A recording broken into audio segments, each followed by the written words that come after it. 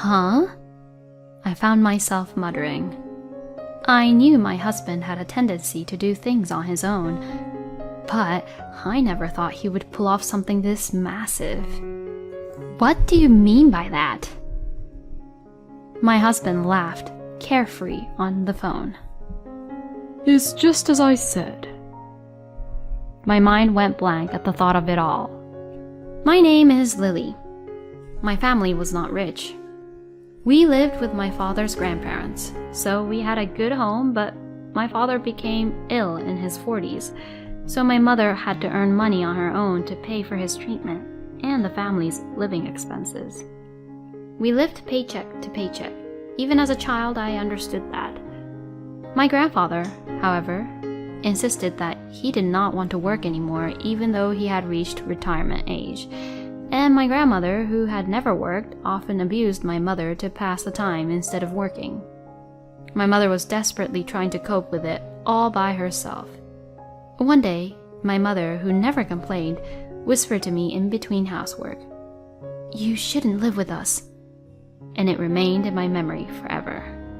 My father was always apologetic, and he cared for my mother and me. His illness worsened and he passed away before I reached adulthood. Then, sometime later, I decided that I wanted to live with my mother when I became an adult. My mother was a patient person, and after my father left, she spent her days caring for her parents-in-law and working part-time. She worked hard, even though they complained to her to take care of them and do her job. I wanted to take my mother out of this old, leaky house someday and set her free. I had always had no trouble studying, and once I had the goal of living alone with my mother, I studied hard, went to a good school, and received a job offer from a well-known company while earning a college degree. After that, I was committed to saving my salary by shuttling back and forth between my parents' house and the office. Thanks to this, I was able to put my grandparents in a retirement home and free my mother from nursing care.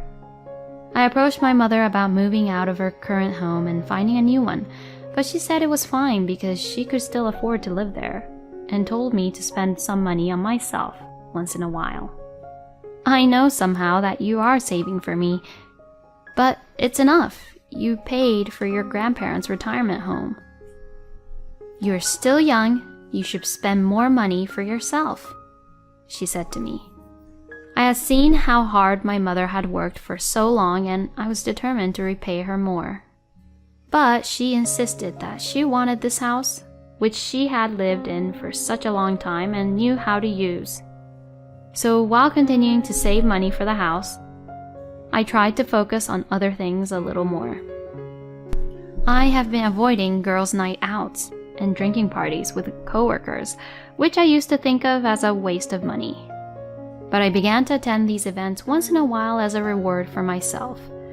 I met my husband at a drinking party held with people from the company. I thought there was one face I did not recognize, but that person was a male employee's classmate from college. He was in a completely different line of work than I was, and I enjoyed listening to him talk about his work. People around me laughed at me, saying, "You talk about work even at a time like this?" He and I got along well, and we went from dating to marriage in no time at all. At the time, I was happy with this smooth sailing life. Looking back, I think it would have been better if I had gone through a little bit of an ordeal. When my mother heard about my marriage, she was as happy as if it were her own. She told me that I had found a good man. My mother jokingly told me, "This is finally a weight off my shoulders," she said. My husband understood my mother, who raised me with her own hands. He said he could never have done what she did. I was very proud of my mother. When I met his mother, I was nervous about it. Him and my mother got along, but what would his parents think of me? He tried to calm me down by telling me that his parents are not so strict. He told me that they can be rather gruff, but in the end, my nervousness did not dissipate until we met. "I'm home," he exclaimed from the doorway. His parents' house was a bit old, but there was something nostalgic and comforting about it. I could vaguely hear what was probably his mother's voice coming from the living room. Sorry, it took me so long to clean up. My first impression of his mother-in-law was that she was a friendly person. She was bright, lively, and above all, easy to talk to. My future wife is here to greet you. Hearing the word wife, I felt my heart beat faster. I have been here with the intention of getting married, but when he calls me that, it makes me swoon all over again. We were soon ushered into the living room. It's nice to meet you. My name is Lily, and your son and I have been together for a while. My mother-in-law responded with a smile and said hello, then turned to him.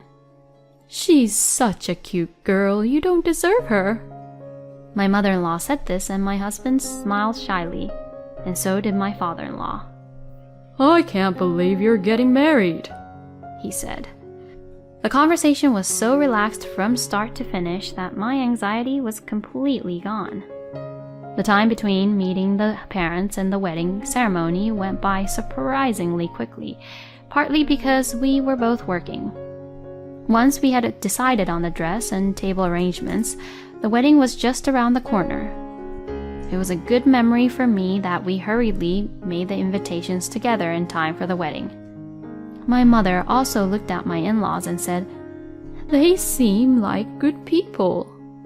She sounded relieved. My in-laws always took care of me when I went to their house.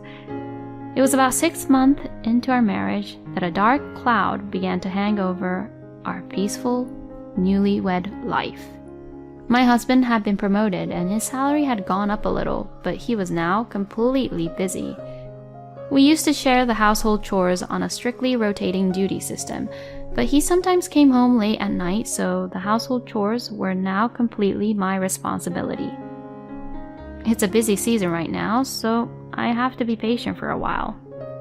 Besides, now that we are a couple, we have to overcome difficulties together. As I cooked dinner, I imagined my husband working frantically at the moment. He's been texting me to go ahead and eat.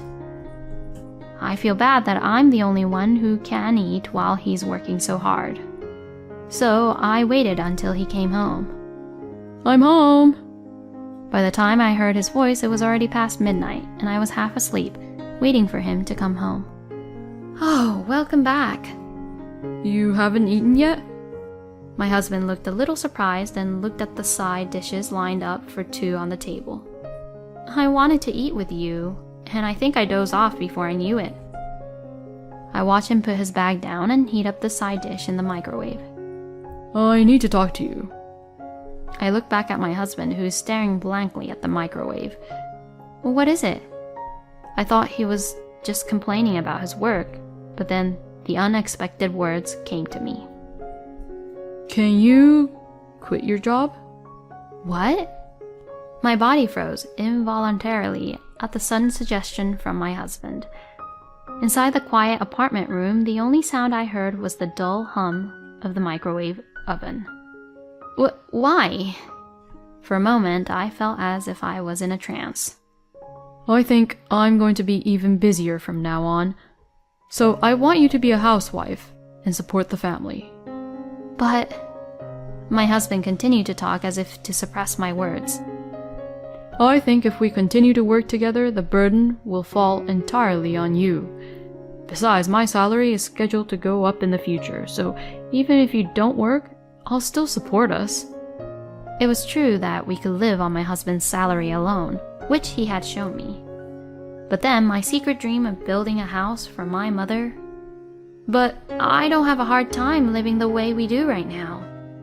But for some reason, my husband stubbornly insisted that I become a full-time housewife. Strictly speaking, I could already build a house for my mother without our premarital savings. But then we would have to worry about our own house and future savings. We might even want to have children in the future. I continued my life of work and housework with these worries on my mind. Then one day I made a big mistake at work. My boss raised his eyebrows at me, saying it was not like me. I felt ashamed of my inadequacy and apologized many times. When I got home and was having a late dinner as usual, I inadvertently told my husband about it. My husband immediately said, "See, I told you to quit your job. But then, my husband's words stung me. Are you going to continue to cause trouble at your work? I couldn't think of anything to say. Recently, my work efficiency had begun to decline, and I was making more mistakes than I realized. This is the first time I've made a big one, but if my desire to keep working causes my co-workers and bosses trouble again, I'll support you. In the end, I submitted my resignation as my husband urged me to do. For a while, I was able to concentrate on household chores and get enough sleep, and I felt that my physical and mental health was improving. I was also able to support my husband better than before. I thought things were going to turn around, but instead, I was forced into a tight corner. I regretted many times that I had not quit my job at that time. You don't have a job. Your husband supports you. I can't believe you. As soon as my mother-in-law found out that I had become a full-time housewife, her attitude changed drastically. It was not only my mother-in-law, but also my father-in-law. You married our son because you just wanted to spend all day lounging around, didn't you? Their sarcasm grew tougher each time we met. At first, it was just something they said when I visited their house, but now they come over to our apartment because they're home all day anyway. My in-laws would sit on the couch and tell me to get them another cup of tea or a meal.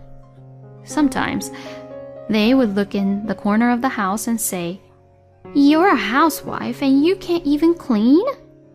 And they began to make the typical degrading comments. Since it happened so frequently, I felt numb to it, so I would just ignore them. I was feeling much more stressed than when I was working. Even my husband, whom I depend on, said to me, I'm taking care of you, so you should at least do a perfect job at timing your meals. His demands escalated. He would get angry at me, saying it's common sense that I would be able to do certain chores. I would have been more comfortable if I had been working. My in-laws now come to our home without calling in advance. I was constantly on edge and felt more stressed by the day. I went to the hospital and was told it was due to temporary stress, and when I told my in-laws several times that I was sleeping in today, they now began to suspect I was having an affair. To top it all off, my husband told me, You need to take better care of my parents. He didn't seem to care about my health at all. I was exhausted. Then one day, my husband took a paid day off and invited me for a drive. I had completely forgotten about it until I heard the reason, but it was my birthday. I was tired, but I hadn't been on a road trip in a long time. What's more, he has something to show me. For the first time in a long time, my heart was fluttering as it had when we were dating. Thank you. For the first time in a long time, I thanked my husband sincerely. But the car was going down a different road than I had expected. I was expecting some sort of restaurant with a nice view, but here we are. It was a 20-minute drive to a residential area. In front of me was a newly built house that was about 2 times larger than the other houses. It looked like a 2-family house. And in front of the house stood my parents-in-law. What? I looked up at my husband. I had no idea what was going on. This is your present, aren't you happy? My husband said while pointing to the house. What? I didn't know what to say. You guys took so long. My in-laws walked toward us with smiles on their faces. I immediately exclaimed, "This is a 2-family home. Where did you get the money to build this?"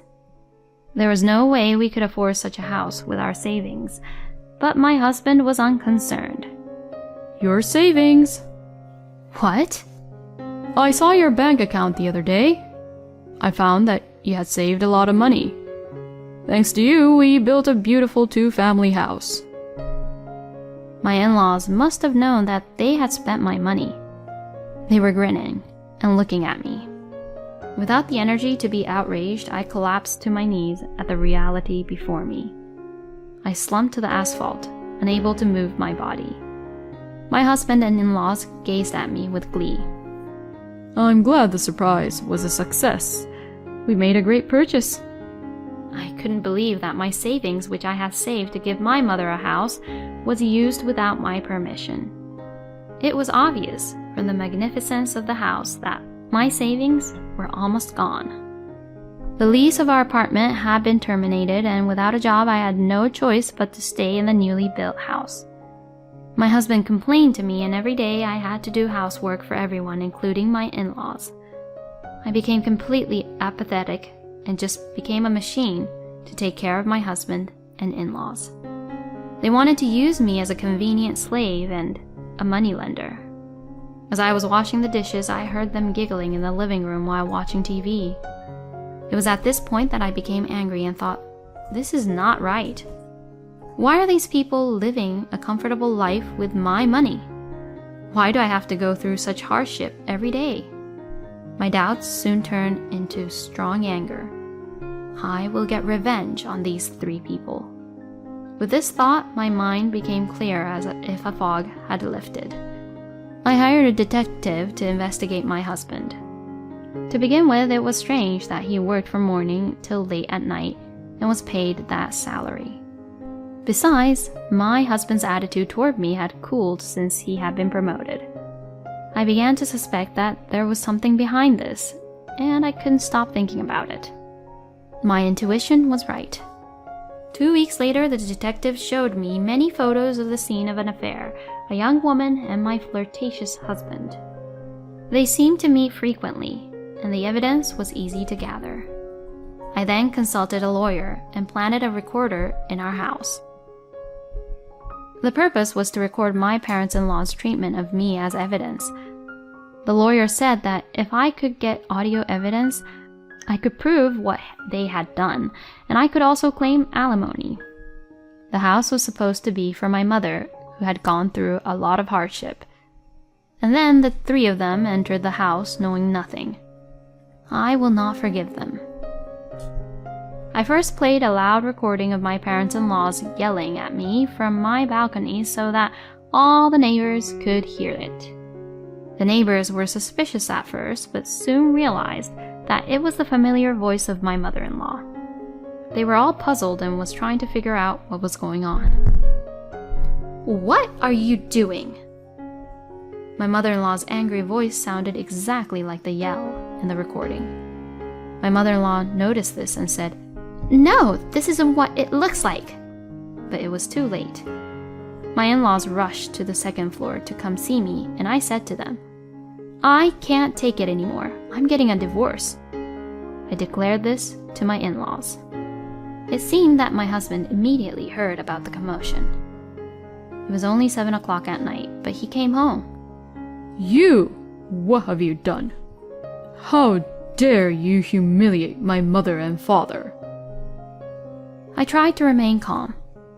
"You're home early. You usually work until midnight," I told him. For a moment, my husband was upset. I had to beg them to let me go home early because things were tough at home. You're giving the company a hard time. It's your fault. He yelled at me menacingly, but I was no longer afraid of my husband's yelling. "Oh, I thought you were at your lover's place again." At those words, all 3 of them froze at the same time. My mother-in-law said, "Are you crazy?" But her expression remained the same. Then my father-in-law, as if in retaliation, banged on the desk and yelled at me. You grew up poor, so we took you in, so it's only natural that you should show this level of filial piety. That's right. You're so picky about money, but when you get married, your property belongs to you and your husband. Don't think that you can spend it as you please. Both my mother-in-law and father-in-law, perhaps energized by the situation, began to yell at me in their usual tone of voice. Don't you know the law? If I get married and it's money I saved before we got married, it's mine. You are parasites living on my money. What? My mother-in-law choked on her words. Parasites. That's what my mother-in-law used to call me. This time I had to remind her who the real parasite was. In the presence of my lawyer, I confronted my husband with the divorce papers. At first, my husband said to me, "Is this some kind of threat? I won't budge, you parasite." he said. "I can take your words as evidence of domestic violence," my lawyer said, and that shut him up. "I'm going to charge you for taking and spending my money without my permission for what the three of you did and said, and for your cheating on me." The three of them widened their eyes. My husband says that the affair is all a lie, so I told him, "I didn't want to show this in front of your parents, but..." I laid out the photos in the envelope in front of my husband. The look on my husband's breathless face was truly exhilarating. As a result, my husband and in-laws decided to pay me alimony, and the house, which I had bought with my savings, became mine. I immediately replaced the locks and evicted the three of them. Immediately after the divorce, the three of them yelled at my doorstep, but the visits naturally ceased as they could not bear the eyes of the neighbors, who heard the outbursts left on the recorder. The house is now occupied by my mother and me. I'm not getting married for a while, but I'm glad I did this. You did me a great favor. My mother seems to have liked the house more than she expected. She now holds tea parties with her friends every once in a while. A friend of mine asked me if I would help out at a company she recently started, and now I am spending busy but enjoyable days as a full-time employee. It seems I am a workaholic after all. Incidentally, my ex-husband was fired after he was caught cheating on me at work. Apparently, his boss found out that he went to a hotel while he was on his rounds. Apparently, his work attitude had been bad since he was promoted, and there was no upper management to oppose him. The person with whom he was having an affair was his coworker, and she apparently resigned voluntarily once rumors started spreading about her. It was probably a good thing for me that she was not fired. After all, I had demanded compensation from her as well. If she doesn't pay it, she'll be in trouble. The reason why I know this story is because the company where my ex-husband used to work is now an important business partner of ours. It is still a small company, but I am proud of the fact that they already have a good reputation. My in-laws cannot live on their pension, so they are working part-time for low wages to pay the rent and living expenses, including their unemployed son. Sometimes they would say outrageous things like, "I was supposed to live in a mansion," or "We've been cheated." My ex-husband is also having a hard time because he's being forced to build a house as soon as possible. But the construction workers told them that it would be impossible unless they work as well, and they have been quiet for now. My ex-husband seems to be having a rough life now, but it's just a nice feeling for me because I know his true nature. Let's go. I turn around with a start at the sound of my mother's voice. We are going shopping today. I need to forget the bad memories as soon as possible and enjoy life. Thank you for watching.